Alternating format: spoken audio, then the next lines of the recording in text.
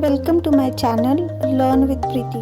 हम आ गए हैं हमारे जनरल के ही पार्ट 2 में, जिसमें हम बात करेंगे ट्रांजैक्शंस की कि किस तरीके से एक नॉर्मल सिंपल से ट्रांजैक्शन जो अभी तक हमने पढ़ी है उसको हम जनरल का जो ये रूल था कि सारी असेट जब भी बढ़ेंगी एक्सपेंसेस बढ़ेंगे तो डेबिट होंगे, और एसेट्स या एक्सपेंसेस जब कम होंगे तो क्रेडिट होंगे, कैपिटल लाइबिलिटी या इनकम्स जब बढ़ेंगी तो क्रेडिट होंगी और जब घटेंगी तो डेबिट होगी। इस रूल को एक एक ट्रांजैक्शन में कैसे हम इम्प्लीमेंट करेंगे इसके बारे में पढ़ते हैं।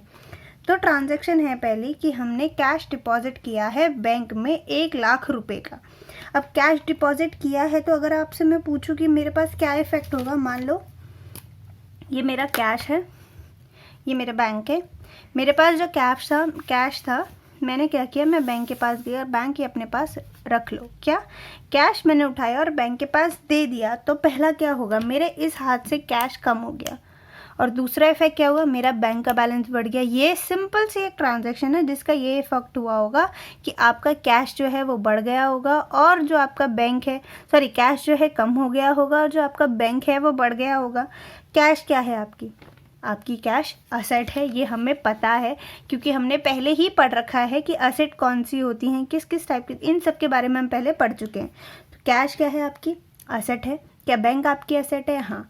क्या आपकी एक असेट बढ़ रही है और एक असेट घट रही है? हाँ करेक्ट, मेरी एक असेट बढ़ रही है और दूसरी असेट घट रही है। चलो ठीक है, जब जब असेट बढ़ेगी, जब असेट बढ़ेगी तो क्या होगी, डेबिट होगी। जब जब असेट घटेगी तो क्या होगी, क्रेडिट होगी।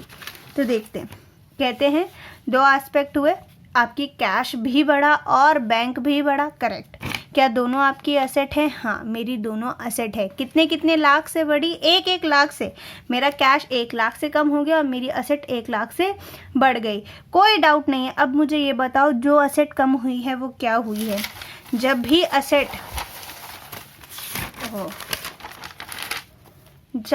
असेट कम होगी तो क्या होगी, क्रेडिट होगी। तो कैश क्या होना चाहिए, कैश क्रेडिट होना चाहिए। उसी तरीके से अगर असेट बढ़ेगी तो क्या होगी, डेबिट होगी। तो क्या बैंक को डेबिट होना चाहिए? हाँ देखो, कैश कम हुआ इसलिए क्रेडिट हुआ क्योंकि असेट कम हो गई। बैंक बढ़ा, असेट बढ़ गई इसलिए डेबिट हो गई। अगर मेरे को इसको एज ए जनरल फॉर्म में लिखना हो, कैसे फॉर्म में लिखना हो, जनरल की फॉर्म में लिखना हो, इस पर्टिकुलर फॉर्मेट में फिल करना होगा, तो मैं कुछ इस तरीके से करूँगी। किस तरीके से? इस तरीके से। किस डेट पे ट्रांजैक्शन हुई, 1 तारीख को ट्रांजैक्शन हुई तो डेट डाल दी। पता है बैंक डेबिट होगा तो बैंक को जो भी डेबिट होने वाला था, पॉइंट रिमेंबर्स याद रखो, पॉइंट टू रिमेंबर, तो उसमें क्या था, जो भी डेबिट होगा वो ऊपर आएगा। तो हमने जो भी डेबिट करना था उसको पहले लिखा है। उसके पीछे क्या लगाना था, डेबिट लगाना था, तो हमने उसके पीछे डेबिट भी लगाया है। क्रेडिट क्या हो रहा है, कैश हो रहा है। कैश क्रेडिट होने वाला जस्ट डेबिट होने के वाले के बाद आएगा, और उसके आगे हमें 2 लगाना होगा तो हमने 2 भी लगाया है। लेजर फॉलो में सी क्या है, इसके बारे में बात करेंगे अभी आगे। बैंक के डेबिट के सामने हम डेबिट कॉलम में 1,00,000 रुपए लिख देते हैं।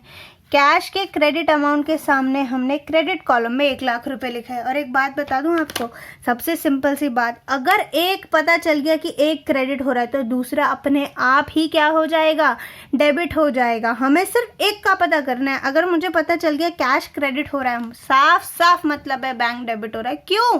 क्योंकि हमने पढ़ा था कि कैश क्रेडिट और डेबिट दोनों इक्वल होंगे, उनके अमाउंट इक्वल होंगे। अगर एक डेबिट हो रहा है तो एक को क्रेडिट होना ही होगा। अगर सिंपल एग्जाम्पल दूँ तो हम शादी में जाते हैं, शादी में जब भी हम जाते हैं तो या तो दूल्हा होगा दुल्हन होगी, दोनों होंगे।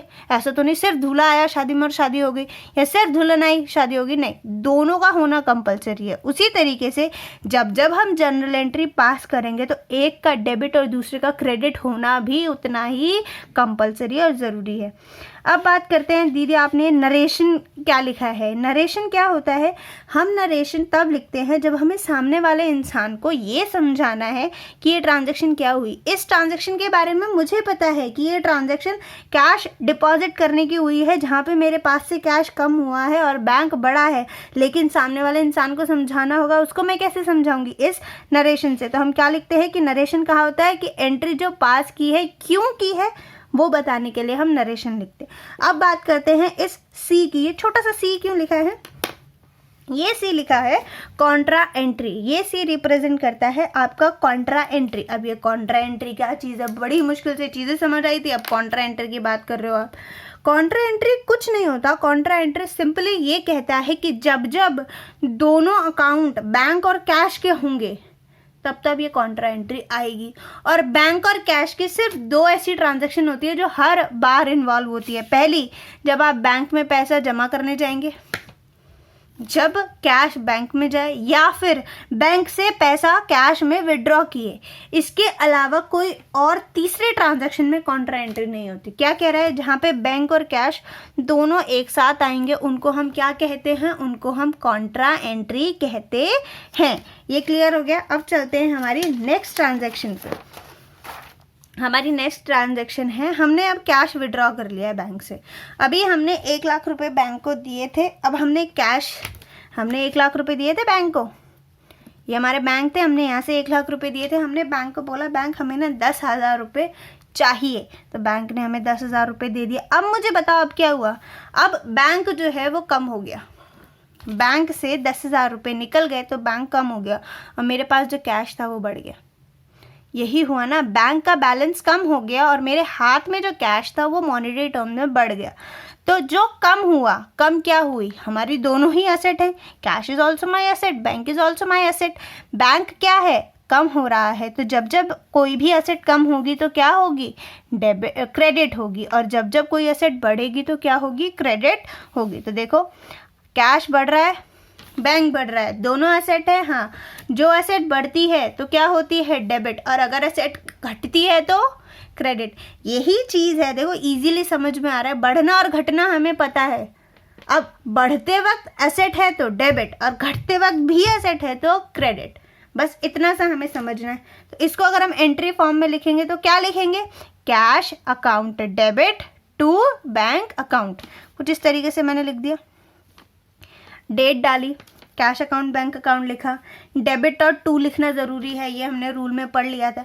लेजर फोलियो में मैंने फिर सी लिख दिया, क्यों, क्योंकि अभी भी मुझे पता है कि ये क्या है, कॉन्ट्रा एंट्री है। और अमाउंट डेबिट वाले का कैश 10,000, बैंक का 10,000। अब मैंने यहाँ पे लिखी है नरेशन। नरेशन में आप एक बात याद रखेंगे कि हमेशा नरेशन लिखेंगे बीइंग से शुरू करेंगे या फिर फॉर से शुरू करेंगे। या तो आप बीइंग यूज कर लो या फॉर यूज कर लो। और क्या लिखोगे, क्या काम हुआ है, कैश विड्रॉ किया है, किससे किया है, बैंक से किया, और अमाउंट तो सामने दिख रहा है। तो हम कहेंगे बीइंग या for cash withdrawn from bank. आपकी इस ट्रांजैक्शन की ये आपकी जनरल एंट्री बनती है। कोई दिक्कत नहीं, आगे बढ़ते हैं। इसके बाद एक और ट्रांजैक्शन की बात करते हैं। ये ट्रांजैक्शन कह रही है कि आपने ना एक फर्नीचर, ये आपका फर्नीचर है, हाँ ये आपका फर्नीचर है, ठीक है, ये आपका फर्नीचर है, आपने कैश में परचेज कर लिया है। आपने फर्नीचर नाम की एक असेट कैश में परचेज कर लिया है। तो क्या इफेक्ट क्या होंगे, अभी हम इफेक्ट सोचते हैं। इफेक्ट क्या होंगे, आपका कैश कम हो गया, कैश जो बढ़ा हुआ था कम हो गया, कितने से, 8,000 से। दूसरा क्या हुआ, अगर मैं दूसरा इफेक्ट देखूँ, दूसरा ये फर्नीचर नाम की ना एक नई एसेट हमारे बिजनेस में आ गई। दो इफेक्ट फिर भी हो रहे हैं, पहला आपका कैश कम हो रहा है और दूसरा आपका फर्नीचर बढ़ रहा है। तो देखो, कैश कम हुआ और फर्नीचर बढ़ा, ऐसे भी बोल सकते हैं कि फर्नीचर बढ़ा और कैश कम हुआ। फर्नीचर क्या आपकी असेट है, करेक्ट, फर्नीचर मेरी असेट है। क्या कैश मेरी असेट है, हाँ असेट है, दोनों मेरी असेट हैं। अब मुझे ये बताओ, जब जब कोई भी असेट बढ़ेगी, जब जब कोई भी असेट बढ़ेगी तो क्या होगा, असेट बढ़ती है तो डेबिट होगी, क्या होगा, डेबिट होगा। तो फर्नीचर बढ़ा है तो फर्नीचर भी क्या होगा, डेबिट होगा। और असेट घटती है तो क्या होगी, क्रेडिट होगी। देखो असेट घट रही है तो क्या हो रही है, क्रेडिट हो रही है। तो कैश हमारी असेट है और असेट घट रही है तो क्रेडिट हो रही है। अब अगर मैं पीछे नीचे ना देखूं और मुझे अगर जनरल एंट्री जाननी है तो डेबिट वाली एंट्री ऊपर आनी चाहिए। तो क्या बोलेंगे, फर्नीचर अकाउंट डेबिट, क्रेडिट के आगे 2 लगता है तो 2 कैश अकाउंट, कितने अमाउंट से, 8000 डेबिट में 8000 क्रेडिट में। देखो कुछ इस तरीके से। और साथ में हम क्या बोलेंगे, नरेशन लिखनी जरूरी है, हम लिखते हैं being furniture purchased for cash. कोई दिक्कत, कोई एंट्री में प्रॉब्लम अगर हो तो प्लीज़ मुझे कमेंट सेक्शन में बता दीजिए, मैं आपके सारे डाउट्स वहाँ क्लियर कर दूँगी। Thank you for watching my video. Please subscribe and press the bell icon. Also hit the like button if you like.